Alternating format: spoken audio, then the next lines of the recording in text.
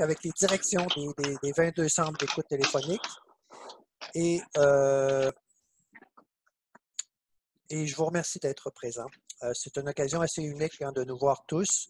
C'est une occasion pour vous remercier d'être présent, mais vous remercier aussi pour votre action bénévole, pour être particulièrement présent lors de ces moments difficiles, moments d'adaptation pour vous, moments d'adaptation également pour l'ensemble des citoyens au Québec là, qui s'adaptent du mieux qu'ils peuvent à cette nouvelle réalité-là. Cet après-midi, on pensait vous inviter à cette conférence qui est un peu unique. Déjà, M. Camilio Zacchia est invité lors de notre journée dédiée à faire un rassemblement de bénévoles au mois de mai. Mais on a devancé puis sur cette forme-là pour l'entendre sur les troubles anxieux, entre autres, mais qui va être rattaché beaucoup avec la réalité du COVID-19. Monsieur Camilio Zacchia est un psychologue clinicien spécialisé dans des troubles anxieux et des dépressions, problèmes interpersonnels également. C'est un homme qui donne des conférences, il nous a été référé, je pense qu'il est apprécié des groupes là, qui l'ont consulté dernièrement. Il est fortement diplômé. Je ne ferai pas la feuille de route au complet, M. Camilio, parce que on va aller à l'essentiel pour dire qu'on est content de vous voir. M. Camilio est également impliqué à l'organisme Phobie Zéro, l'organisme communautaire qui travaille avec les gens qui sont aux prises avec les troubles anxieux. Et M. Camillo avait déjà eu contact avec certains centres d'écoute, alors il connaît bien en termes de capacité d'aide et des moyens que l'on a pour aider les gens qui nous appellent et qui possiblement traversent des périodes plus difficiles. Alors, très content de vous accueillir, content de M. Camillo de vous avoir également. Il y aura une période pour votre conférence et à la fin, il y aura une grande période également pour essayer de prendre vos questions. Notez-les, s'il vous plaît, puis on pourra prendre un temps relativement plus ou moins grand, mais on pourra voir selon vos besoins. Et puis, c'est une aventure, une certaine aventure de conférence de la sorte. Alors, soyez les bienvenus, soyez sans gêne aussi. C'est peut-être la première fois pour des gens de s'affirmer de cette façon-là, mais ne vous gênez pas à prendre la parole lorsque ce sera la période de questions. Juste pour finir, je réinsiste parce que votre empathie, votre respect pour les gens qui appellent est importante. Et merci pour ce que vous faites. Je trouve que c'est fondamental dans notre société d'avoir des ressources alternatives et de goûter la saveur de ce que vous faites parce qu'il y a une saveur particulière. Vous n'êtes pas des intervenants professionnels, mais en même temps, tout votre savoir-être est vraiment précieux pour les besoins qui ont besoin d'un contact humain, d'un contact d'écoute avec respect, avec empathie. Et merci pour ce que vous faites. M. Camillo, je vous laisserai la parole.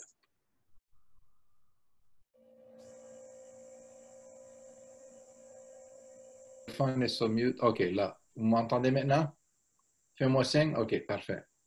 Alors, je veux réitérer ce que Gilles avait dit, que j'apprécie toujours les gens qui travaillent en santé mentale, particulièrement. Souvent, on est soit bénévole ou si on est payé, on est peu payé. Alors, merci d'être là. On avait parlé d'une conférence au mois de mai sur retrouver la motivation dans le travail et tout ça. Mais avec l'annulation de toutes ces conférences, on m'a demandé plus de focuser sur la question qui nous préoccupe tous, c'est-à-dire l'anxiété devant le COVID. Alors voilà, alors je vais vous parler brièvement de l'anxiété et de mettre un peu d'emphase sur qu'est-ce qu'on peut faire pour réduire un peu cette réaction normale. Alors avant tout, la question c'est qu'est-ce que c'est l'anxiété et pourquoi nous avons l'anxiété? Il y a plein de différentes sortes, mais si on imagine, on marche dans la forêt et on voit une ours, c'est clair qu'on va réagir, on va paniquer et on va se sauver. C'est-à-dire que l'anxiété est un instinct normal qui nous protège face à des dangers. Alors, l'anxiété n'est pas l'ennemi. L'anxiété est quelque chose d'essentiel à la survie. Quand le corps détecte un risque, une émotion nous pousse à réagir, Par exemple, si j'ai soif, je bois. Si j'ai faim, je mange. Si j'ai froid, je cherche quelque chose, le chauffage. Alors, si je suis en danger, je me sauve. Tout ça pour dire que l'anxiété est nécessaire à la survie. Mais c'est une question évidemment de degré. Alors, il y a une petite formule. Normalement, je vous donne une présentation, mais un peu compliquée. Donc, on va essayer d'utiliser mes mains pour illustrer mes diapositives. Il y a une formule très simple. L'anxiété monte quand on est plus en danger. Bon, tu n'as pas mon verre d'eau. Pardon? Je pense que... Alors, l'anxiété monte quand on est en danger. Et l'anxiété descend quand on est en contrôle, on est capable d'y répondre. Par exemple, mettons qu'on parle de fermer les épiceries. C'est clair que si on manque de nourriture, on va être tout en panique. Si par contre, j'ouvre ma garde-manger et j'ai plein de canettes de toutes sortes de choses et j'ai assez de nourriture pour 2 mois, je suis moins anxieux. C'est-à-dire que mon anxiété monte quand je suis vulnérable et descend quand je suis capable de répondre à cette vulnérabilité ou me protéger. Ce qui est important dans cette formule-là, donc, anxiété monte et le contrôle, c'est l'antidote de l'anxiété. Plus que de contrôle qu'on a, le plus qu'on peut faire face. On rentre dans la forêt et il y a peut-être des prédateurs de danger. Si je pense qu'il y a des ours et des lions et j'amène un fusil, je vais être moins anxieux. Si je pense à me perdre et j'amène une boussole, je vais être plus en contrôle. Donc, le contrôle, c'est l'antidote de l'anxiété. Ça, c'est un concept important. Parce que la réalité de ça, c'est que quand le danger monte, on est plus anxieux. Mais en effet, c'est quand la perception du danger monte, on est plus anxieux. Quand on a plus de contrôle, on a moins d'anxiété. Mais plus important, plus précisément, quand on a la perception d'être en contrôle, on est moins anxieux. Je suis en bonne santé et je touche du bois. Pourquoi je fais ça? Pour me donner l'impression d'avoir le contrôle. Oh, j'ai fait quelque chose pour éviter le mal. Alors, ce n'est pas vraiment le contrôle, mais c'est la perception du contrôle que j'ai. Alors, pensons à l'anxiété comme un allié ou comme n'importe quelle chose, quelque chose de bon ou de mal, dépendant des circonstances et dépendant l'intensité de ça. Imagine quelqu'un qui a très peu d'anxiété, qui conduit.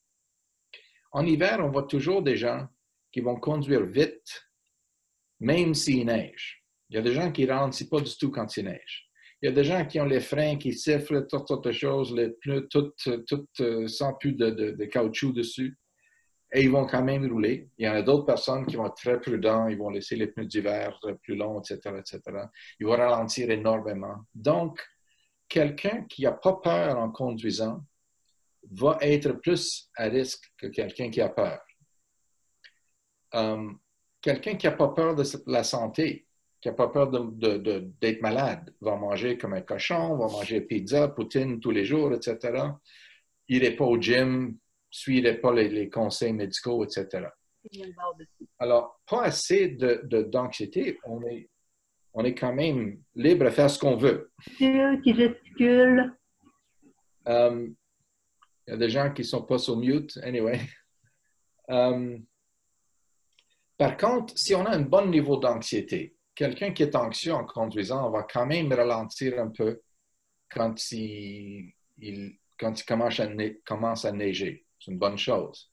Quelqu'un qui est anxieux par rapport à la santé va faire attention à ce qu'il mange, va essayer d'arrêter de fumer, etc., va aller au gym.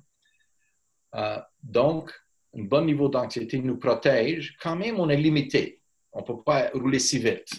On ne peut pas rester sur le divan quand ça nous tente. On doit aller au gym, des choses comme ça. Donc, il y a quand même un prix à payer. On est un peu limité, on est plus restreint, on a moins de choix, mais on est protégé.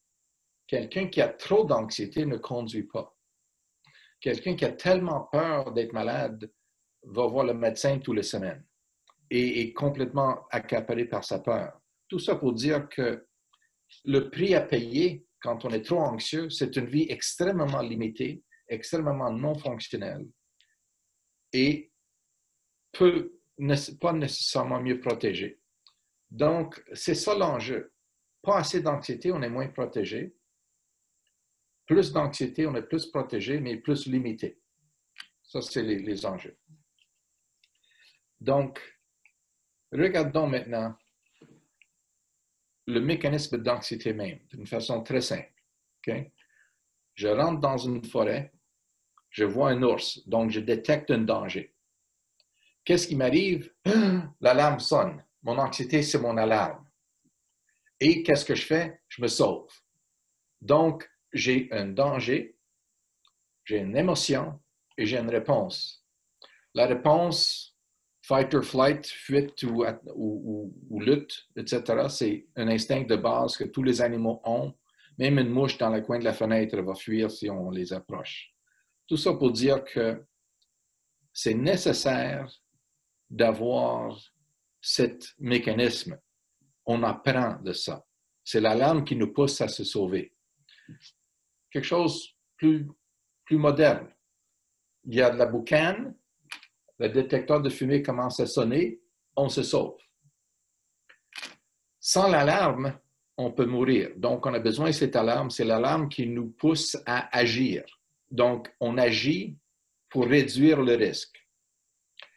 Et en faisant ça, si je rentre dans une forêt et je vois un ours et je me sauve, qu'est-ce que j'ai appris? J'ai appris, hey, la prochaine fois, là, fais attention. Donc, ça me donne une plus grande appréciation du danger parce que j'ai manqué mourir. Si je conduis, je commence à déraper en hiver. Je panique, je reprends le contrôle. Ah, là, j'ai repris le contrôle. Sauf que qu'est-ce que j'ai appris? De faire plus attention la prochaine fois.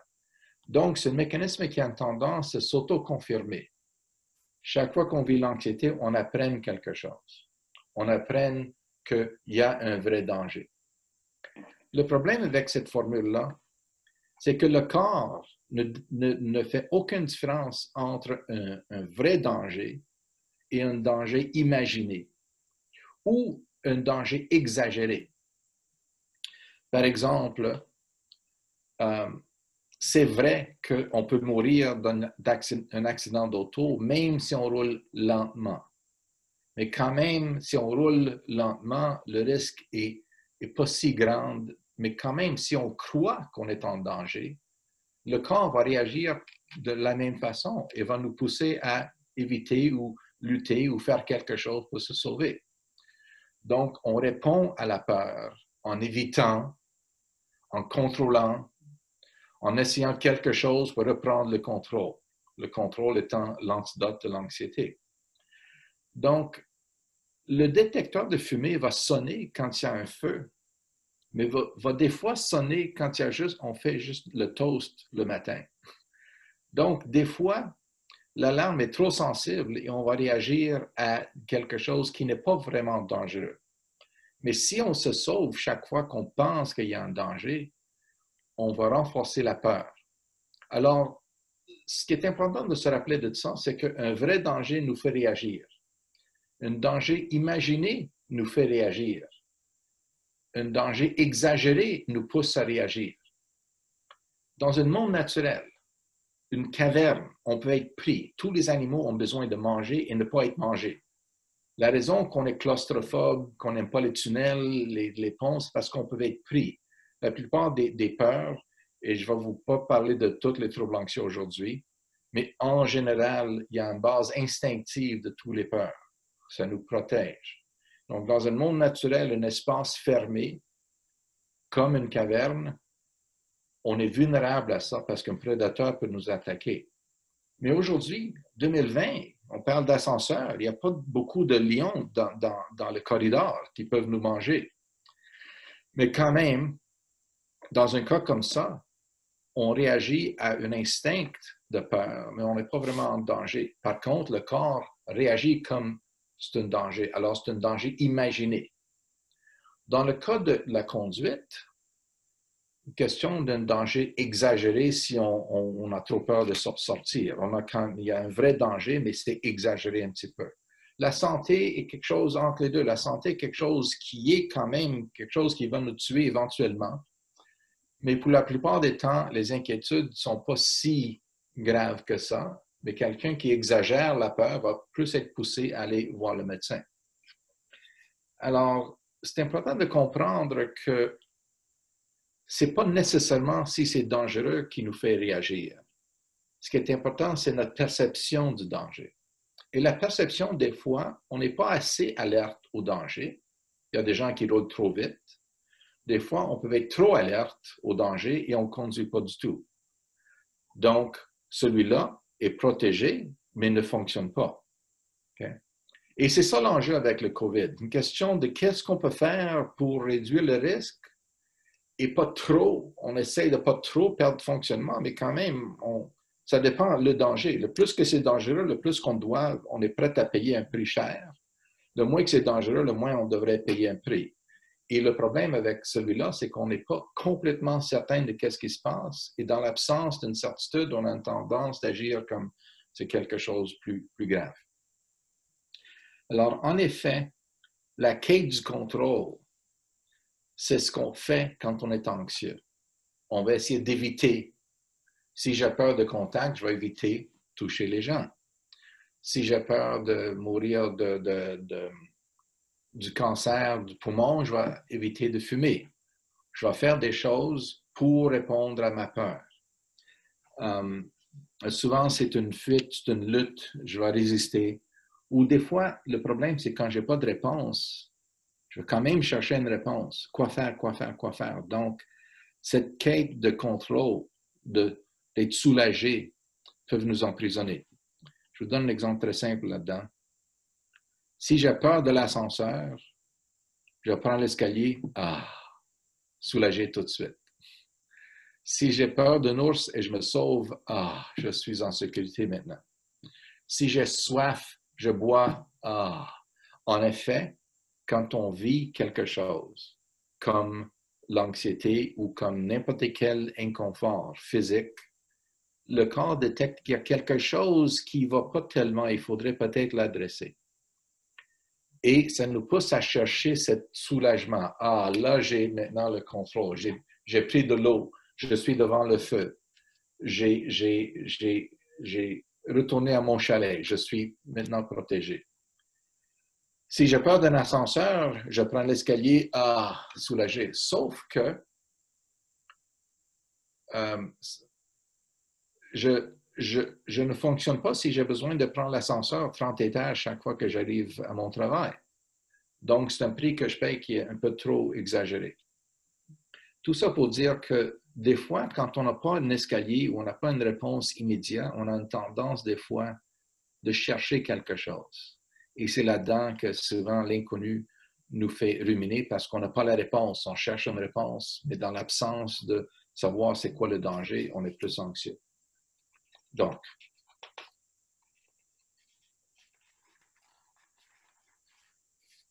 comme je dis tantôt, c'est le danger qui nous rend anxieux, ou plus précisément la perception du danger. On est protégé, mais on est limité. Plus de peur que j'ai, le plus d'anxiété. Le plus de danger ou le plus de perception de danger, le plus d'anxiété que je vis. Et le plus d'anxiété que je vis, le plus que je dois réagir à ça. Souvent, c'est en évitant. Souvent, c'est des restrictions, des limites. Je ralentis. Je conduis moins vite si j'ai peur d'un accident. Ça prend plus de temps pour arriver, mais quand même, c'est un prix qui vaut la peine de payer si l'anxiété est raisonnable. Ainsi, ce que ça implique, c'est qu'il faudrait être prêt à accepter des limites, des restrictions quand des situations sont plus dangereux. Suite au 11 septembre, soudainement, ça prend plus de temps d'embarquer dans un avion. Pourquoi? Parce qu'on a décidé que le risque d'un autre attentat terroriste est élevé, premièrement. Et deuxièmement, on prend plus de chance. À cause de ça, on est prêt à attendre en ligne 1 heure de plus chaque fois, enlever nos souliers, etc. C'est un prix qu'on décide de payer, mais quand même, c'est un prix qu'on paie. Question est toujours, est-ce que c'est raisonnable comme prix à payer? Donc, c'est toujours une réaction à une perception d'un danger. Ça, c'est important parce qu'il y a des gens qui ont tendance de minimiser la peur. Il y a des gens qui ont tendance d'exagérer la peur. Des gens qui minimisent la peur vont sortir, vont toucher, vont plus laver leurs mains, vont faire n'importe quoi. Les gens qui ont une peur exagérée vont éviter tout et vont passer leur journée à laver les canettes et tout le reste. Alors, ça nous amène à comme 2 questions. Les personnes peureuses sont plus limitées. Les gens sans peur sont plus libres. Maintenant, première question, c'est qui a raison? Qui a raison là-dedans? Et la réponse, c'est que ça dépend. Ça dépend à qui on demande. Et aux lignes d'écoute, il y a des gens qui vous appellent qui sont extrêmement anxieux. Il y a parmi vous autres des gens qui sont extrêmement anxieux. Il y a des gens qui ne sont pas du tout anxieux. Donc, ça va dépendre de comment vous percevez le danger qui va vous faire réagir. Donc, qui a raison, c'est la première question. Une deuxième question, et l'enjeu est ici souvent, c'est devrons-nous être certains de notre réponse? Devrons-nous être certains de ne pas avoir un accident ou de ne pas avoir le COVID? Est-ce qu'on a besoin d'être absolument certain que ça ne pourra pas arriver? Et le problème avec ça, c'est qu'on ne peut rien faire pour être absolument certain. Donc, un enjeu important, c'est, je vais prendre un petit recul, il y a un trait de personnalité que je vois à mon bureau tout le temps. Il y a des gens qui ont ce que j'appelle la pensée absolue. Le tout ou rien, le blanc et noir, un peu de perfectionnisme. Ce ne sont pas des vrais mots qui s'appliquent, mais la réalité, c'est que les gens qui sont incapables de lâcher prise, de vivre avec un peu d'incertitude, un peu de doute, sont emprisonnés souvent et ont souvent l'anxiété, la dépression, la colère. Imaginez que vous voulez que les choses sont faites de telle façon et les gens ne font pas ça de telle façon. Si on n'est pas capable de tolérer ça, on va être plus en colère. On demande au médecin, est-ce que je fais des bonnes choses pour ma santé ou j'ai tel symptôme, est-ce que je devrais m'inquiéter? Le médecin dit non, tout est beau, faites-vous-en pas. Ah, mais quand même, est-ce que les médecins ont toujours raison? Est-ce qu'ils ont tout mesuré? Est-ce que c'est possible que j'ai quand même un problème? Oui. Donc, on n'a jamais la réponse pure et sûre et certaine. On a une question de degré, toujours une question de degré. Les gens qui sont incapables de vivre avec le fait qu'il n'y a rien qui est absolu. Je peux conduire vite et je suis plus en danger. Je peux ralentir, je peux être moins en danger. Et pensez-vous que les gens qui étaient sur le viaduc de la Concorde il y a quelques années ont fait quelque chose non prudent? On pouvait être juste là, assis dans l'auto et mourir. Une jeune madame, malheureusement, qui était assise devant un hôtel en train de luncher avec sa fiancée et une fenêtre a tombé de l'hôtel l'a tuée. Donc, la personne qui veut être certain qu'un mal n'arrivera pas ne peut rien faire parce qu'il y a quand même des risques un peu partout. Alors, le plus qu'on a tendance de focusser sur la certitude, le plus qu'on est emprisonné par la peur.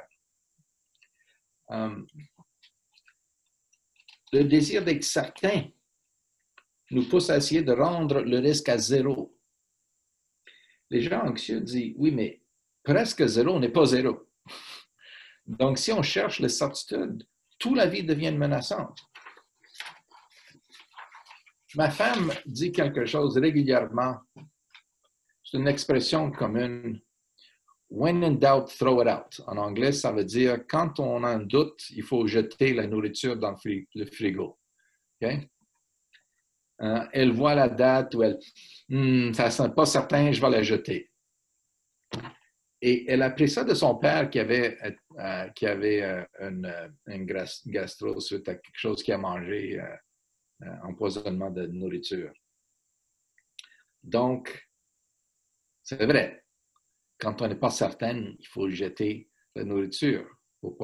Pourquoi prendre une chance? Mais est-ce qu'il n'y a pas de doute dans tout? Si on doit jeter tout chaque fois qu'on n'est pas certain, est-ce qu'on peut vraiment être certain de quelque chose?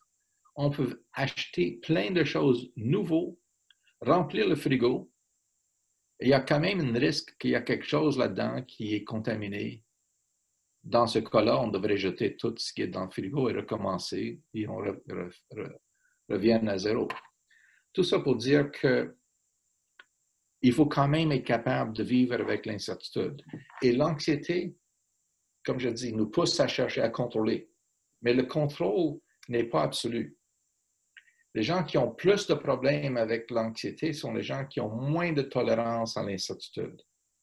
En effet, je vais vous épargner les troubles anxieux, mais je vais focuser quand même sur une qui s'appelle l'anxiété généralisée. L'anxiété généralisée peut être renommée allergie à l'incertitude. Donc, quelqu'un qui a une anxiété généralisée a beaucoup d'anxiété sur plein de différentes choses. Mais quand on pense à toutes les choses dans la vie, il y a quand même un danger dans tout. On peut avoir un tremblement de terre dans les prochaines 5 minutes. Je peux mourir d'une crise cardiaque dans les 5 prochaines minutes. Voulant dire que je n'ai pas de certitude nulle part. Et si je cherche ça, si je gère mal l'incertitude, c'est clair que je vais avoir plus tendance d'être anxieux. Donc, si la question c'est quel niveau de risque devrons-nous vivre avec? Le plus que c'est dangereux, le moins de risques on devrait tolérer. Ou le plus de menaces.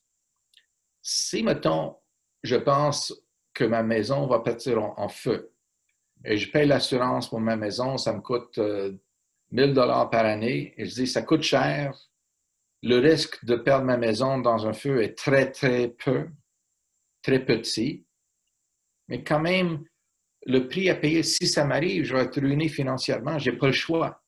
Donc là, j'accepte de payer le prix pour ça.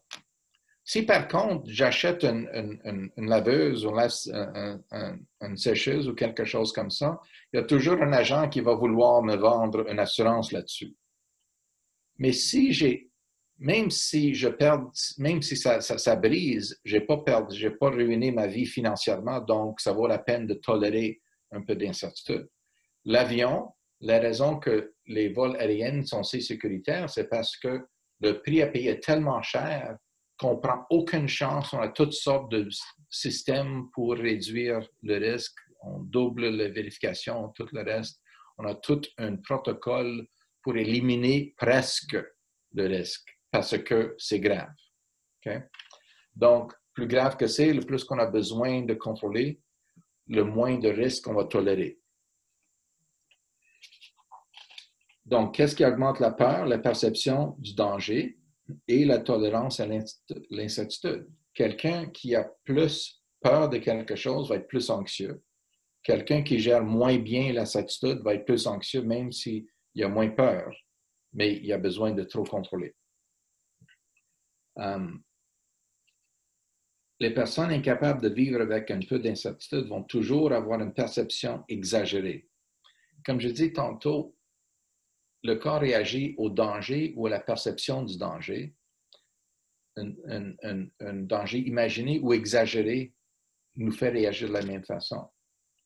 Tout ça pour dire que quelqu'un quelqu'un qui, excuse-moi, ne gère pas le doute, va avoir une tendance à exagérer les peurs.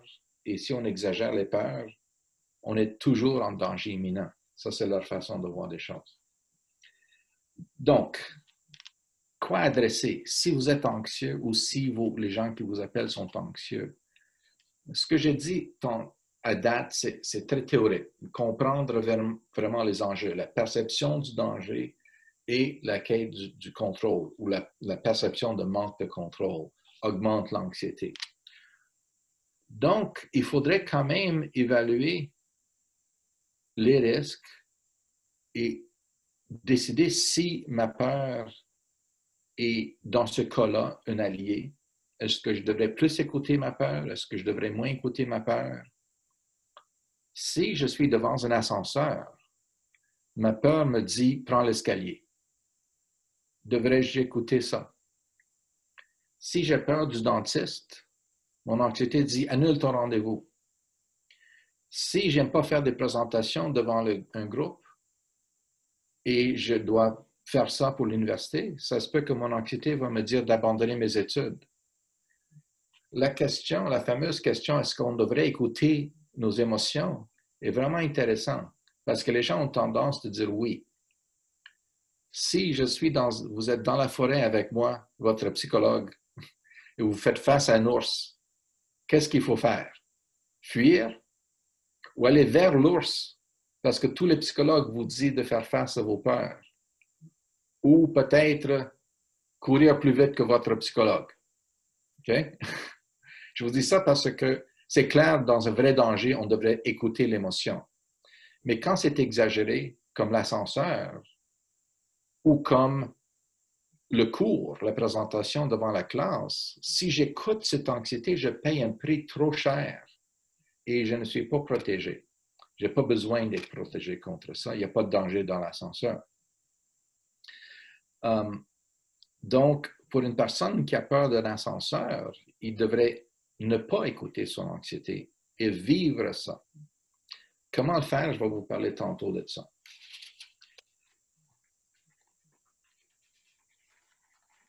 Alors, il y a certaines réalités. Si j'ai peur de l'ours et je me sauve, et plus tard je vois des randonneurs rentrer dans la même forêt, je vais leur dire « Hey, faites attention, il y a un ours ». C'est-à-dire que je vois un danger pour moi, je le vois pour les autres, et même quand je suis en sécurité, je vais quand même dire « Wow, mon Dieu, c'était quelque chose ». C'est-à-dire que mon anxiété m'a dit danger, ma logique me dit danger aussi. Il n'y a pas d'incongruence, il n'y a pas de désaccord entre les deux.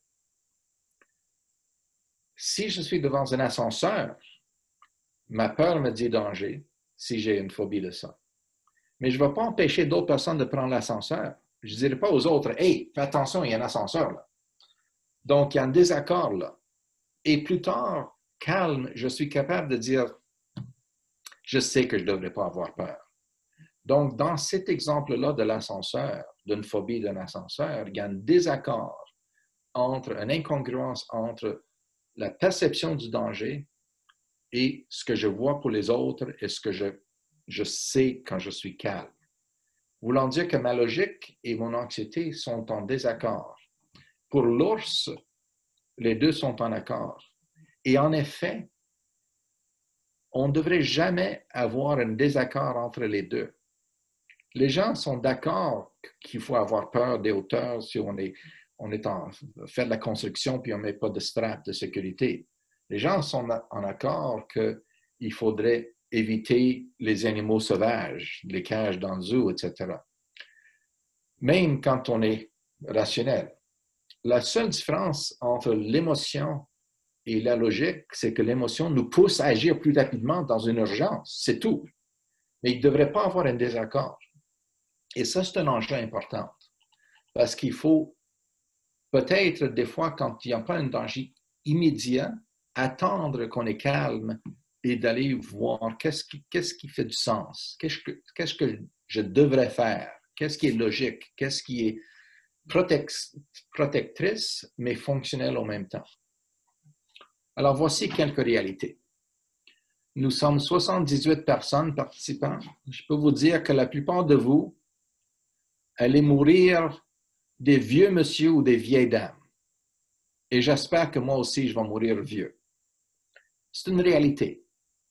Par contre, c'est possible que vous allez mourir plus jeune. Et c'est deux constats qu'on ne peut pas changer. C'est probable que vous allez mourir vieux ou vieille. C'est possible que vous allez mourir plus jeune. C'est possible que vous allez gagner une loterie, mais probablement, ça ne serait pas le cas. C'est mieux de mettre l'argent dans les derrière, juste pour vous dire. C'est-à-dire que pour une loterie, on peut rêver à ça, mais on ne va pas nécessairement vivre notre vie selon ça. On va quand même mettre l'argent à côté pour la retraite. On peut aussi avoir peur de mourir jeune, mais il faut quand même vivre comme si on va vivre plus dans la moyenne de temps. Et dans cette optique-là, l'enjeu est toujours entre les probabilités et les possibilités. On doit faire tout pour augmenter la probabilité d'éviter un mal. Il faut quand même vivre avec la possibilité qu'on n'a pas un contrôle absolu. Alors, je vais vous dire une autre chose. Pour vous rassurer, vous allez probablement tous mourir vieux ou vieille. Ça, c'est vrai. Il n'y a rien qui change ça. Malheureusement, vous n'allez probablement pas gagner une loterie non plus. Je peux vous dire une autre chose. C'est très probable que vous n'allez pas prendre le COVID ou atteindre le COVID, ni les gens qui vous appellent. Probablement, ça ne serait pas le cas. C'est encore quelques personnes en 1000, ce n'est pas si élevé, mais ce n'est pas zéro. Ce n'est pas zéro, mais c'est quand même peu probable. Et c'est aussi vrai que si vous avez le COVID, probablement vous n'allez pas mourir. C'est-à-dire, un petit pourcentage de gens de la population vont être exposés au virus, et parmi ces gens-là, un petit pourcentage vont mourir. C'est pas zéro. Veux pas, c'est pas zéro. Mais quand même, une question d'être réaliste qu'il y a un risque. Point final. Alors, les gens qui essaient de se convaincre qu'il n'y a pas de risque l'anxiété va toujours dire, hey, minute là, il y a quand même, c'est toujours possible. Quelqu'un, par exemple, qui sort du bureau du médecin, le médecin dit, tout est beau. Ah, l'anxiété va dire, hey, les médecins, là, ils font des erreurs. Ah, c'est vrai. Là, on retourne voir le médecin. Il nous fait des tests. Le médecin dit, ah, bonne nouvelle, tous les tests sont négatifs. Ah, là, on se sauve, on sort, excuse-moi, et l'anxiété tape sur notre épaule et dit, savais-tu qu'il y a des fausses négatifs? C'est-à-dire que quand on va être certain, on va toujours être emprisonné par ça. Alors, les gens qui essayent de dire que je n'ai pas ça ou il n'y a pas de risque, vont quand même, l'anxiété va toujours dire oui, mais peut-être, peut-être. Donc, c'est un cercle vicieux. Tout ça pour dire que voilà ce que vous devrez faire. Revenons à ce concept d'anxiété logique.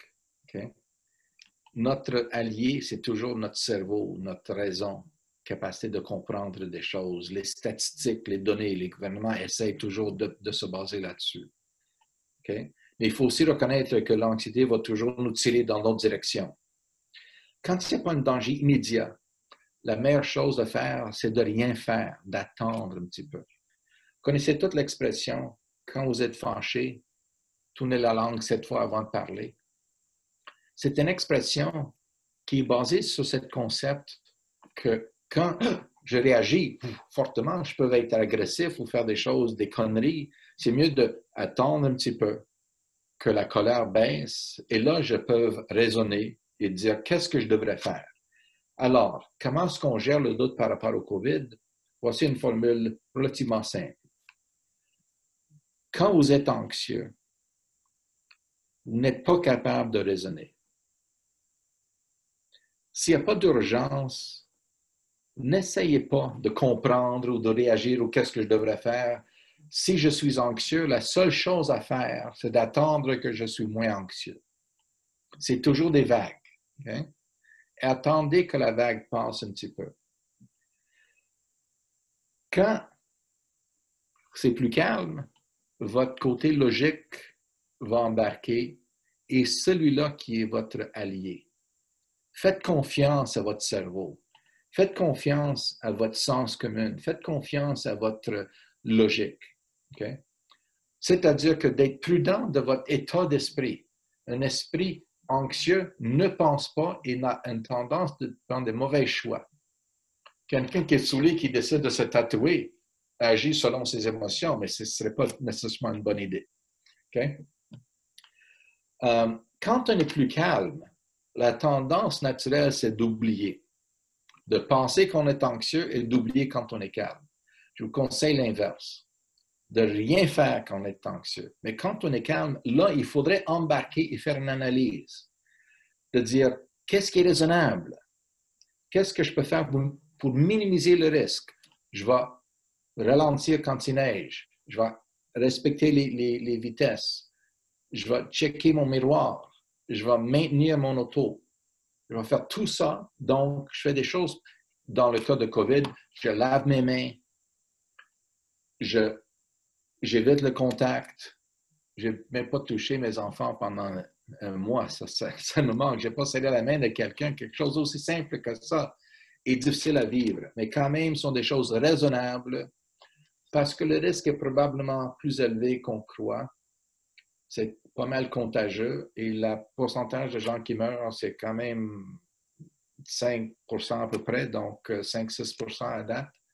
Ça peut être moins si on découvre qu'il y a plein de gens qui ont sans symptômes, mais quand même, juste pour être certain, parce que c'est un inconnu, on a plus une tendance à chercher la certitude.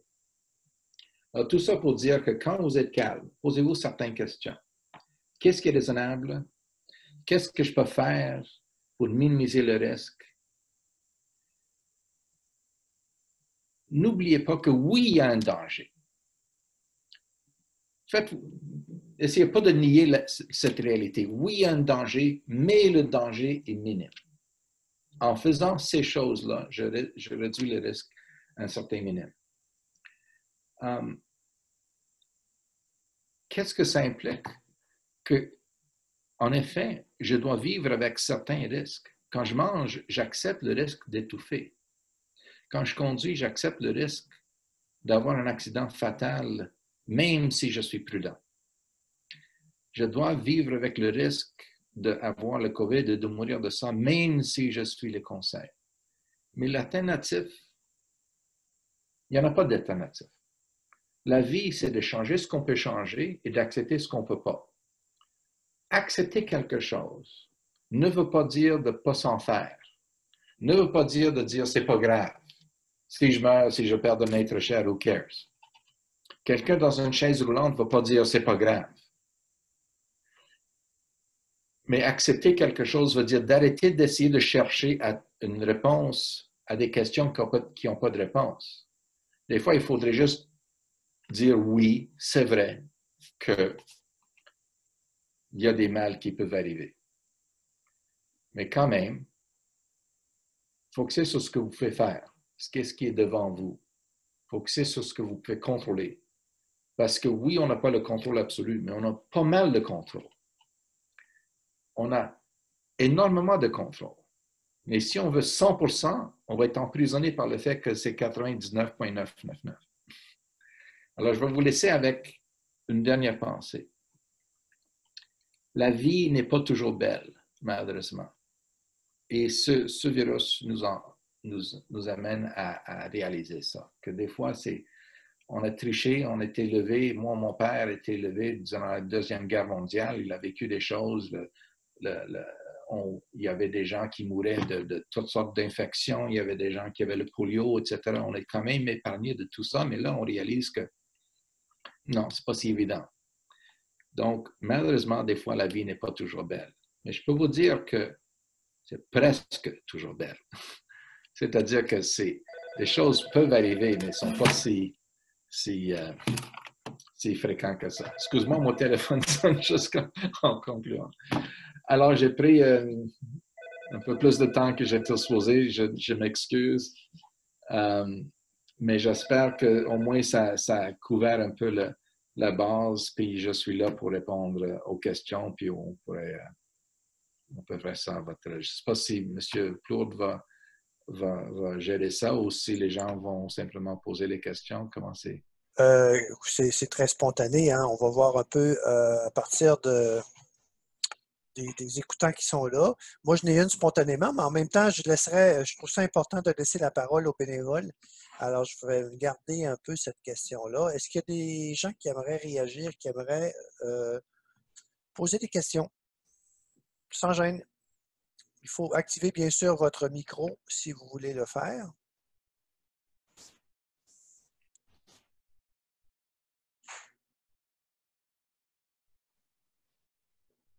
Comment aider nos écoutants à calmer leur anxiété?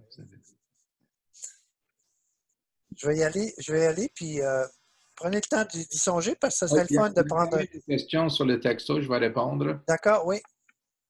Il y avait une émission, Canada's Greatest Know-It-All. Know-It-All, c'est quelqu'un qui a toutes les réponses, arrogant, etc. Ils ont fait un test. Ils ont préparé les gens pour répondre aux urgences. Et après ça, ils ont mis les gens dans un scénario où il y avait quelqu'un dans une auto avec une file électrique, il y avait quelqu'un à côté d'une moto par terre avec le gaz partout, etc. Puis les gens étaient supposés de savoir quoi faire. Et presque tout le monde a tué quelqu'un par leur mauvaise décision. Si vous appelez 911 et vous êtes en train de crier « Mon bras est détaché, blablabla », les gens vont dire « Calmez-vous, madame. » Comment je peux me calmer? Mon bras est détaché. Calmez-vous, madame. Donc, première chose qu'ils vont toujours faire, c'est calmez-vous. Donc, comment calmer les gens? C'est clair que quand quelqu'un est dans un état comme ça, on ne peut pas raisonner. Donc, des fois, c'est juste si on appelle 911, ils vont vous demander est-ce que vous êtes capable de respirer, où est-ce que vous êtes devant quoi. On va aider les gens à focuser plus sur leurs circonstances. C'est quand même des exemples extrêmes. Les gens qui nous appellent, bon, oui, ils sont anxieux. Moi, j'encourage les gens de dire OK, pas grave, on a le droit d'être anxieux, mais on va revenir à la réalité. Et j'essaie de poser des questions sur, OK, présentement, avez-vous des symptômes? Qu'est-ce que vous voyez, etc., etc. Et j'essaie de ramener une analyse vraiment de leurs états. Par exemple, je vais vous donner cet exemple ici. Quand on vit une rupture amoureuse ou quand on perd un emploi, il y a toujours des amis de bonne foi qui vont dire « Ah, faites-vous-en pas, plenty of fish in the sea, plein de poissons dans l'océan. » Ou vous allez trouver un job, vous allez voir que les gens vont vous apprécier, puis ça va être... Et la seule chose qu'on va faire quand quelqu'un nous dit ça, c'est leur donner un coup de poing. Pas parce qu'ils n'ont pas raison, mais parce qu'on est dans un état où on ne peut pas vraiment apprécier ça. Alors, ce que je dis à mes clients, c'est que, écoutez, c'est normal de vouloir être fâché contre eux autres. Ça donne l'impression qu'ils minimisent votre souffrance. Il faut avouer que oui, c'est triste de vivre ça.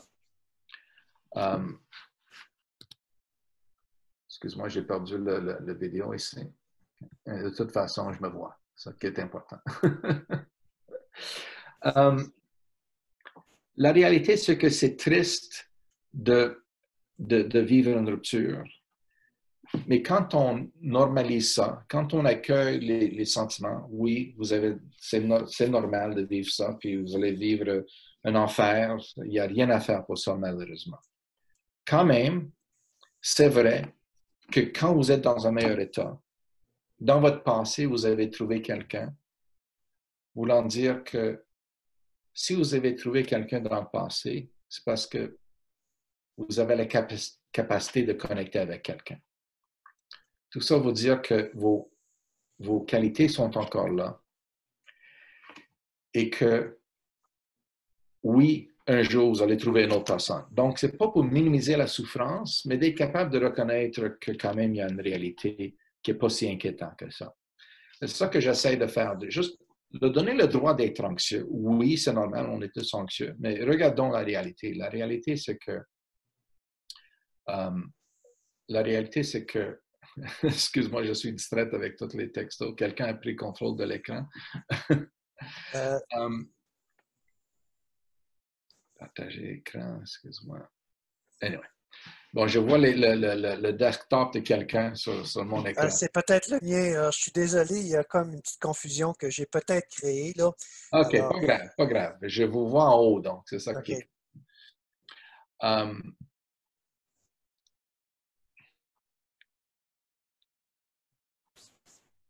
OK, anyway.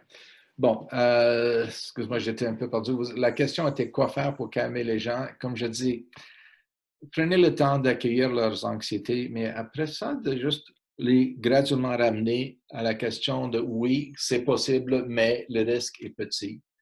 Donc, faites ce que vous pouvez pour réduire le risque.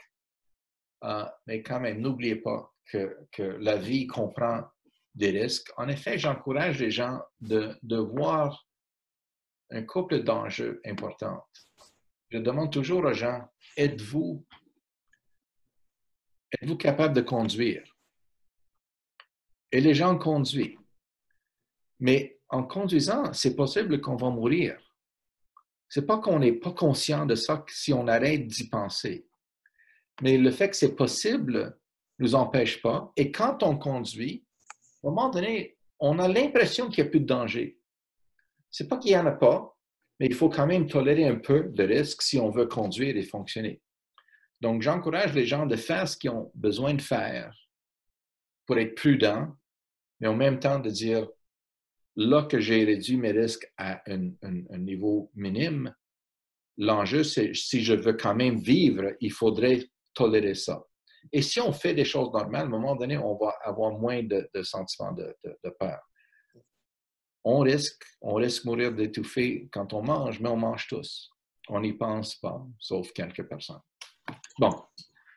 Monsieur Zakia, j'aurais pas l'ensemble des bénévoles qui sont là. On n'est pas, puis je m'inclus, on n'est pas des thérapeutes. Hein, on n'est pas là pour jouer le rôle de conseiller et de recommandation. On est là pour écouter les personnes qui vivent intensément, plus ou moins intensément, ces déséquilibres, hein, d'émotions.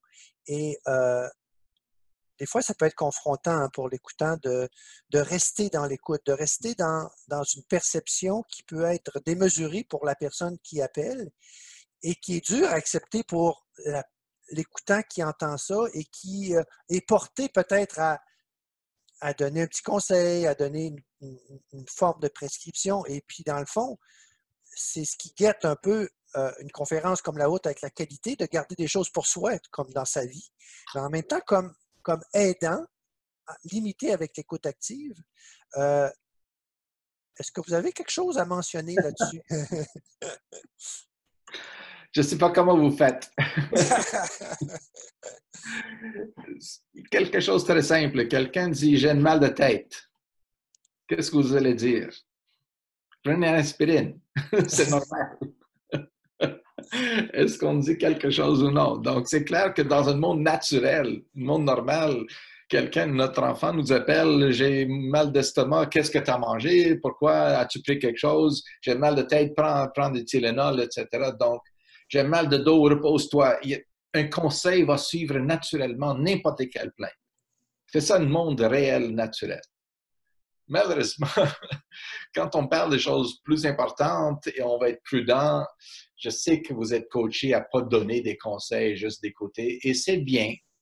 Il y a un rôle là-dedans, mais moi, je trouve ça difficile de me restreindre. Alors, en général, ce qui est important, c'est de reconnaître vraiment cet enjeu entre le côté rationnel et le côté logique. Je fais une petite blague que quand je prends ma retraite, je vais mettre une affiche sur ma porte et quand les gens m'appellent, je vais dire, j'ai pris ma retraite, mais allez à mon bureau, lisez l'affiche, suivez ces conseils, vous allez être bien. Le conseil serait le suivant. Faites ce qui a du sens, malgré ce que votre émotion vous dit. On dit tout le temps aux gens d'écouter les émotions, mais la réalité, c'est qu'il faudrait évaluer. Et on peut évaluer une émotion quand on est calme et suivre notre meilleur intérêt. Par exemple, si je vois un gâteau devant moi, je vais vouloir le manger. Ça, c'est mon émotion qui me pousse. Et ça va me faire plaisir.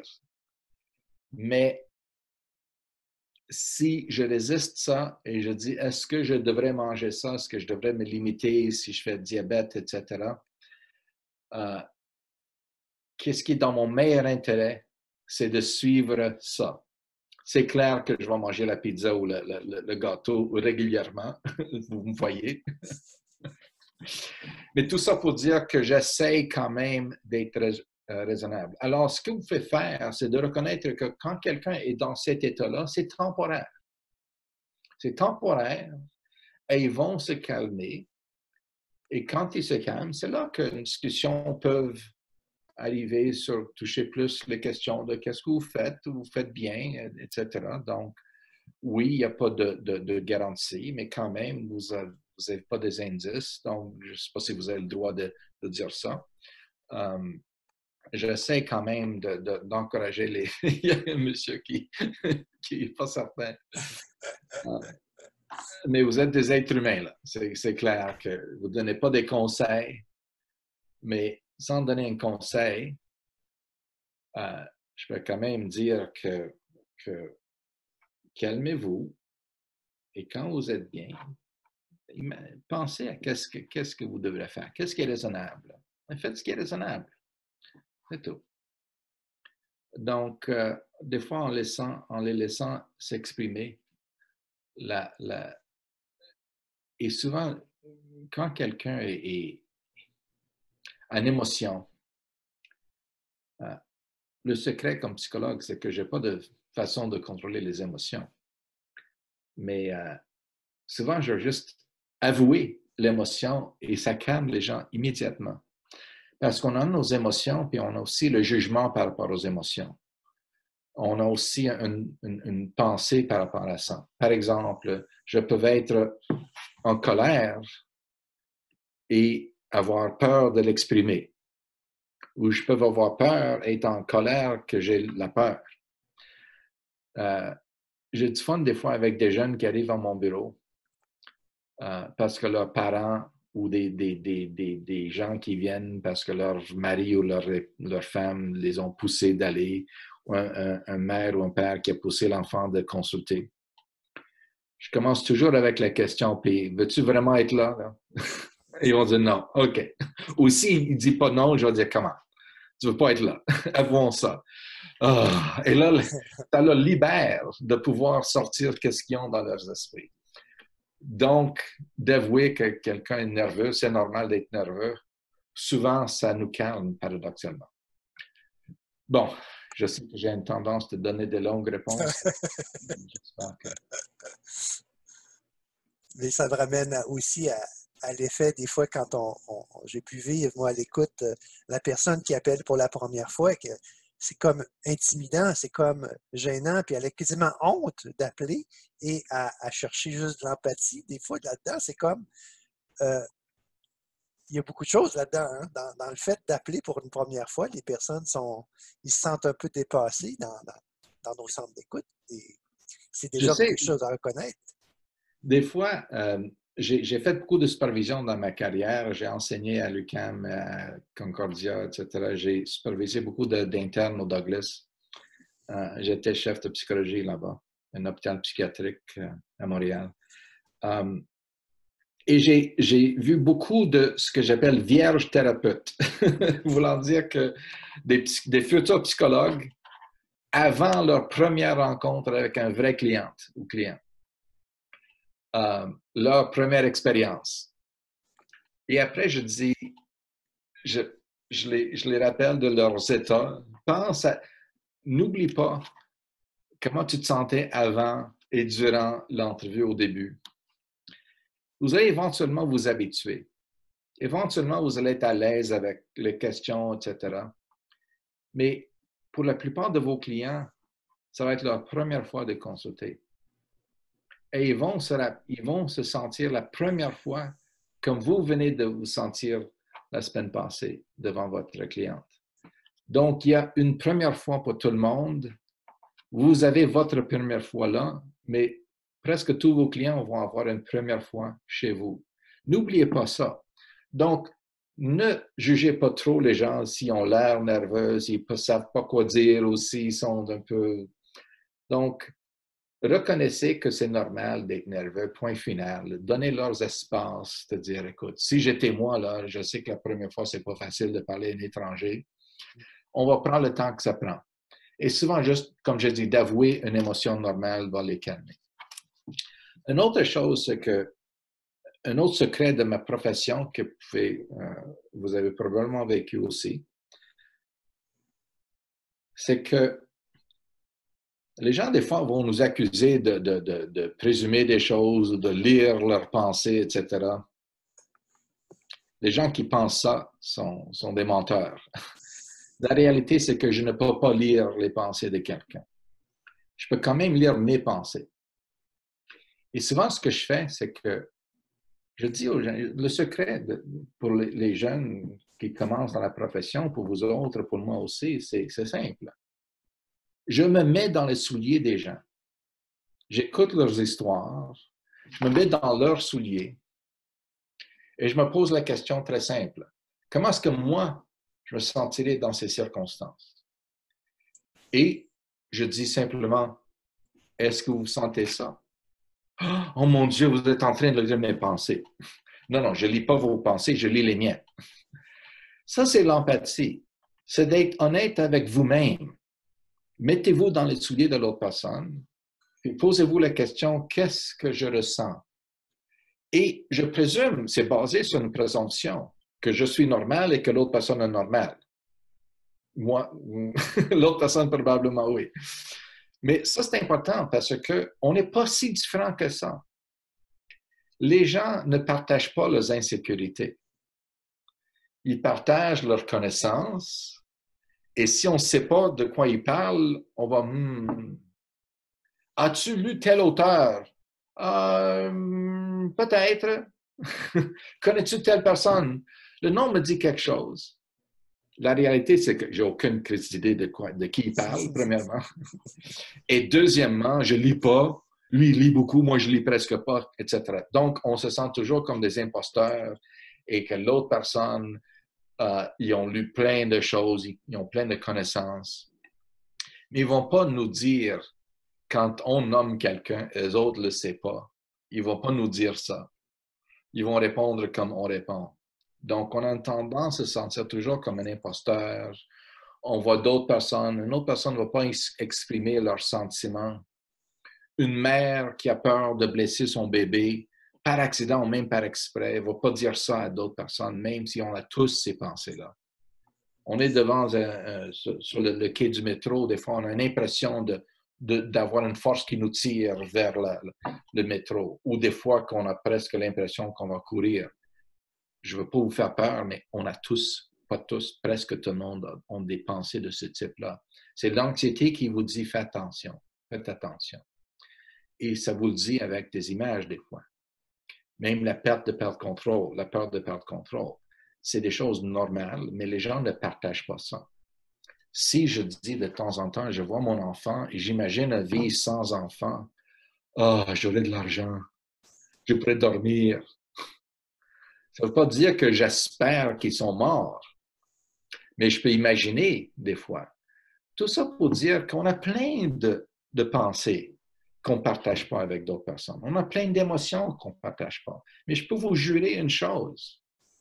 Vous êtes combien de participants? 60 et plus que 70? Vous êtes pas mal tous pareils dans vos insécurités, dans vos confiances, etc. On n'est pas si différents. Et des fois, ça aide juste de se rappeler de ça. Et on se met, comme je dis, dans les souliers de l'autre personne. On présume que moi, je me sentirais comme ça, alors probablement les autres aussi.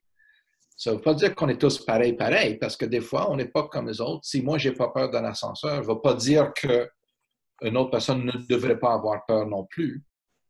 Mais je peux avoir mes propres peurs. Et si je peux comprendre mes peurs, je devrais être capable de comprendre leurs peurs aussi. Euh, Au risque de relancer Lanka qui écrit à tout le monde, et je serais très mal à l'aise à lire uniquement la phrase, est-ce qu'elle pourrait tout simplement éclaircir la question? Est-ce qu'elle pourrait prendre la parole pour lire son commentaire et poser la question, tout simplement? Je la confronte un peu là, par rapport à ce qu'elle écrit en chat. Est-ce que c'est possible qu'elle prenne la parole? Bonjour, vous Oui, m'entendez? oui, tout à fait. Bienvenue. D'accord, merci. Donc, ma question, c'était, bon, c'est pas tout à fait une question, peut-être, ouais, c'est un commentaire, peut-être qui élargit le sujet. Certaines personnes ne sont pas malheureuses pendant cette pandémie à cause de l'anxiété, mais à cause de solitude plus profonde que jamais et le manque d'activités auxquelles sont habituées. Avez-vous des approches à conseiller dans ce type de situation? Par exemple, la personne pleure tout le temps, elle est inconsolable parce qu'elle dit qu'elle pense qu'elle n'a rien à faire, elle ne peut parler à personne, etc. Et puis, j'ai aussi un commentaire, une continuation de cette question. C'est aussi un peu une façon de penser tout ou rien. Ça veut dire, je peux faire ce que je fais d'habitude ou rien. Donc, on voudrait trouver avec ce type de personnes des activités alternatives, mais elles peuvent résister à dire qu'elles ne peuvent rien faire. Donc, mais puis, je pense aussi qu'on peut l'expliquer par émotion. Comme vous avez dit que c'est un moment d'émotion où elles sont trop envahies pour réfléchir. C'est peut-être le problème que pendant l'écoute, elles ne peuvent pas réfléchir parce qu'il y a cette émotion forte qui leur dit que rien n'est possible. Donc, ouais. Est-ce que vous avez des commentaires? Oui. Je vais lire aussi votre question. Oui, une très, très bonne question parce qu'on parle essentiellement des fois aussi des prix secondaires à payer pour ça. On évite un mal, mais des fois, on fait face à d'autres choses. La solitude est commence à avoir un impact important. La santé mentale. Prenons l'exemple, j'ai parlé à un journaliste cette semaine, question de la conséquence d'un désastre économique. J'ai des voisins qui ont des restaurants ou qui ont un restaurant. Et premièrement, ça fait 2 mois qu'il est fermé. Mais il semble que je ne peux pas imaginer qu'il va être ouvert pour quelques mois encore. Lui va peut-être survivre ça, mais combien de gens ne vont pas être capables? Combien de gens vont faire faillite? Dans les faillites, mettons qu'il y a des millions de gens sur la Terre qui vont faire faillite. Quel pourcentage de gens vont se suicider quand ils ont des problèmes financiers, etc.? Donc, ce n'est pas négligeable. Et parfois même pire que le virus. Le virus, le problème, c'est qu'il y a plein de morts malgré le fait qu'on est isolé. Et si on n'était pas isolé, ça se peut qu'on parlerait de millions de gens. Quand même, il y a des conséquences. Et une des conséquences très importantes, c'est cette idée de solitude, particulièrement les personnes plus vulnérables. J'ai une cousine qui vit dans un centre d'hébergement. Elle a des problèmes de santé mentale et des problèmes physiques. Et elle est obligée de rester dans sa chambre 24 heures sur 24, 7 jours semaine. Ça fait déjà 7-8 semaines qu'elle est dans cet état-là. Je ne peux pas imaginer, c'est comme l'emprisonnement solitaire. Et les gens qui ont vécu ça vont vous dire que c'est quelque chose d'extrêmement pénible. C'est la torture presque. Donc, c'est un vrai problème, la solitude. Il y a une couple de choses à ne pas oublier. C'est que quand on a une journée pleine d'activités, on n'a pas le temps de faire des loisirs. Si, mettons, je prends ma retraite, j'ai maintenant 8 heures de travail, 2 heures de transport, etc., de préparation, j'ai à peu près 10 heures de liberté que je n'avais pas avant. C'est clair que si j'avais des activités pour remplir ces 10 heures, je n'aurais pas eu le temps de le faire. Donc, ça commence avec un trou. J'ai rien dans ce trou-là. Mais il faut des fois juste reconnaître que les intérêts peuvent se développer. On peut graduellement trouver des intérêts. Les gens qui prennent leur retraite, au début, ils n'ont rien à faire, mais éventuellement, ils vont passer un avant-midi à lire le journal, ils vont passer une couple d'heures à faire des mots croisés où ils vont lire, ils vont écouter la musique, ils vont jouer la musique, ils vont peinturer, ils vont parler aux gens. Ma femme passe sa journée au téléphone avec sa famille. Donc, j'encourage les gens de ne pas nécessairement dire que ça, c'est la vie pour tout le temps. De reconnaître que, premièrement, ça va graduellement changer et revenir comme normal, mais en même temps, de reconnaître que prenez le temps d'investir dans vos intérêts. Là, j'ai toujours aimé la musique, mais là, j'ai développé une habitude de passer une couple d'heures, d'écouter mon stéréo avant souper, si je suis chez moi. J'ai commencé à écrire. J'ai pris le téléphone, j'ai téléphoné des gens qui je n'ai pas parlé depuis longtemps. Donc, les gens plus isolés, c'est clair que les autres ont besoin de graduellement essayer de reconnecter. Ils ont le droit de marcher, de faire des sorties. Moi, j'amène mon chien pour une longue marche 3 fois par jour, donc ça me donne des choses à faire. Et ma femme le fait aussi. Là, elle a blessé son pied, donc j'ai plus de temps de le faire. Mais elle va aussi faire ça. Le chien va avoir pas mal d'exercices. Mais c'est le fun de voir les gens. En effet, j'ai vu un monsieur jouer le ukulele dans un parc avec ses jeunes enfants devant lui. Je me dis, mon Dieu, belle scène. Je n'ai pas vu ça depuis longtemps. J'ai vu 2 messieurs dans leur cinquantaine peut-être lancer une balle de baseball dans un parc. C'est ce que je faisais quand j'avais 30 ans et que j'aimerais faire, mais ça ne donne pas. Alors, je me dis, ouais, c'est intéressant de voir que les gens commencent à refaire des choses qu'ils ont toujours peut-être voulu faire et ils ont du fun avec.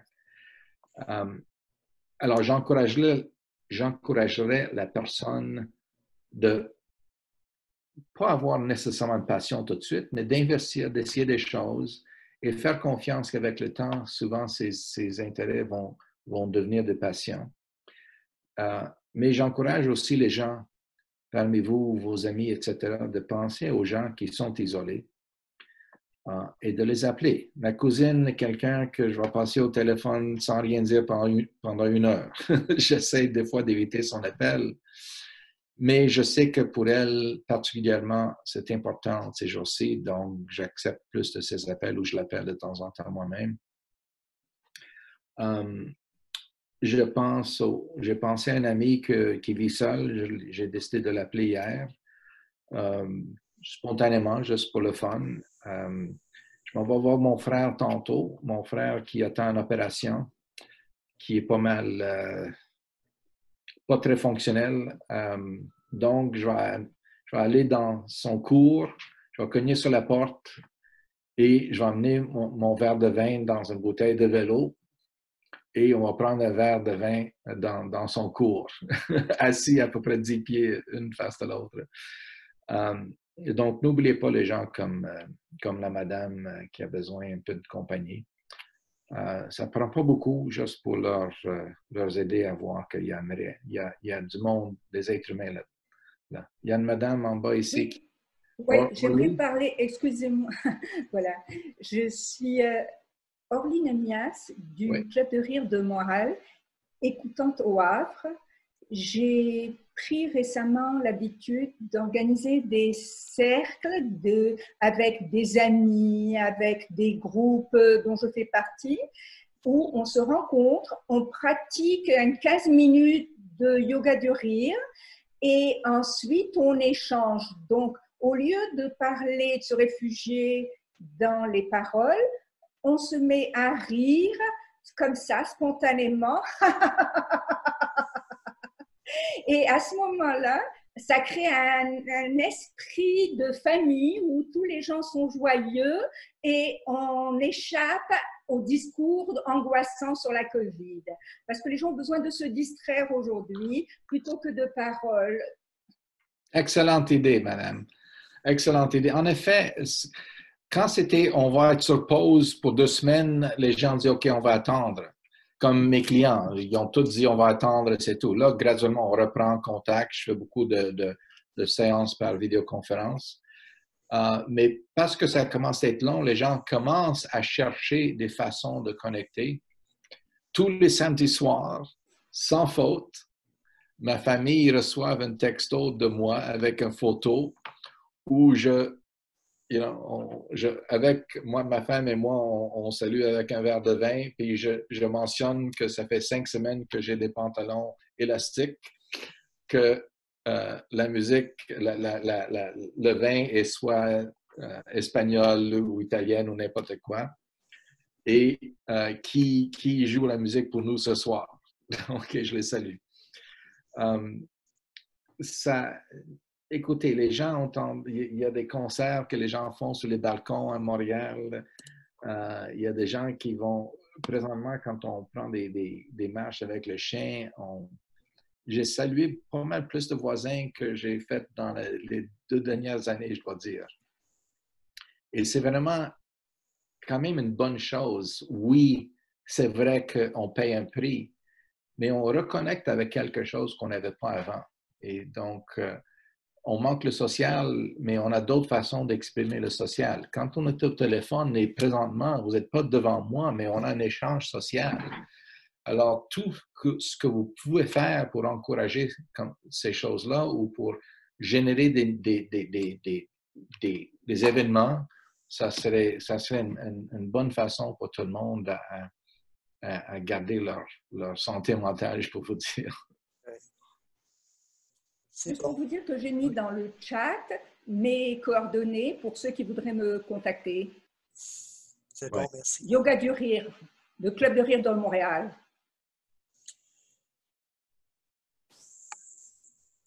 Est-ce qu'il y a d'autres éléments qui touchent la réalité des écoutants dans votre rôle de bénévole envers les gens qui appellent? Est-ce que vous auriez des interrogations, quelque chose qui vous revient? En fait, moi, personnellement, j'avais une question plus pour ma curiosité, là. Oui. Je me demandais, pas pour vous, mais je me souviens plus de... Monsieur Zakian. Oui, désolée, oui. Je veux savoir, justement, il a mentionné en tant que psychologue que finalement, il y avait comme eu un arrêt des pratiques. Puis par la suite, ses clients, il a continué par les voir par vidéoconférence. Mais je veux savoir comment la crise a affecté justement la relation thérapeutique. Well, bonne question. Je dois dire que les gens disent, mon Dieu, les psychologues vont être pas mal occupés, mais la réalité, c'est que tous les gens en burn-out sont plus en burn-out. Ça, c'est une bonne chose. Et il y a beaucoup de gens anxieux qui ont peur de quelque chose. Par exemple, quelqu'un qui a peur d'une telle maladie ou telle autre affaire, les microbes, pas les microbes, excuse-moi, mais mettons, les attaques de panique. Souvent, les gens ne réalisent pas qu'un trouble anxieux, c'est la peur d'être anxieux. Quand les gens anxieux ont une raison d'être anxieux, ils n'ont pas peur de ça. Ils ont juste l'anxiété normale. Ils n'ont pas la peur d'avoir peur. Donc, paradoxalement, il y a beaucoup de gens qui sont très anxieux, qui ne sont pas du tout anxieux par rapport au COVID. Mais par rapport au contact, le conseil au début était d'arrêter tout, mais là, ils ont dit que c'est un service essentiel. On est encouragé de faire ça à distance, mais sauf quand on juge que c'est plus urgent. J'ai vu un couple de personnes en présence. On a un bureau assez libre, il n'y a personne ici, puis on a la purelle à l'entrée, puis on s'assoit loin et tout le reste. Je préfère toujours un contact direct. J'avais déjà fait des conférences par téléphone. Dans certains cas, un client qui déménage, qui n'a pas accès. J'avais une madame de l'Algérie, une autre de Myanmar, une autre de la France qui avait besoin de me consulter. Souvent, c'est des ex-clients que j'ai déjà vus. C'est moins intéressant que d'être dans votre présence, mais on s'habitue, on s'adapte et on est capable quand même de créer un lien. J'espère que vous avez eu un petit lien avec moi cet après-midi. Je trouve qu'en personne, c'est toujours mieux. Vidéoconférence, c'est un niveau un peu moins intéressant, mais quand même assez bien. Et téléphone, c'est un peu moins encore. Tout ça pour dire qu'on fait ce qu'on peut. On a perdu un peu. Mais c'est pas mal surprenant de voir que les gens s'habituent, puis on s'adapte et même les nouvelles, on voit des gens de chez eux qui nous donnent la météo de chez eux, des choses comme ça. C'est bizarre, mais on a quand même la météo. On a quand même des choses. Ce qui m'empêche de fonctionner, c'est que j'ai une tendance d'être très visuel. Des fois, j'ai un tableau que je dessine des choses. Mais bon, on fait ce qu'on peut. C'est bon. Je vais y aller avec des remerciements, M. Zakia, pour cette période un peu nouvelle pour nous. Et en tout cas, moi, j'ai apprécié. Peut-être que si jamais les gens veulent réagir, réagissez par rapport à votre direction hein, pour dire est-ce que ça vaut la peine de refaire une expérience semblable? Parce que je trouve que ça rejoint une communauté hein, d'écoutants qui ont une même approche, ont un même type de lien à faire avec les personnes qui sont plus vulnérables. Et je pense qu'il y a un potentiel d'essayer d'utiliser ces moyens-là pour se rapprocher davantage. Moi, ce sera un vœu. C'est sûr que je vais travailler avec votre direction pour voir un peu s'il y a des suites possibles avec des intervenants qui pourraient être sélectionnés ultérieurement là, avec d'autres aspects de votre expérience. Et j'espère que l'année prochaine, on va se voir en personne à Drummondville comme on avait planifié. Tout à fait, je réserve ce rendez-vous. Cette scène est sauve, toute en vie, et toute capable de serrer la main. Donc, on se ferait toute une grosse colle ensemble. J'ai hâte à ça. Merci beaucoup tout le monde. Merci. Okay, bye.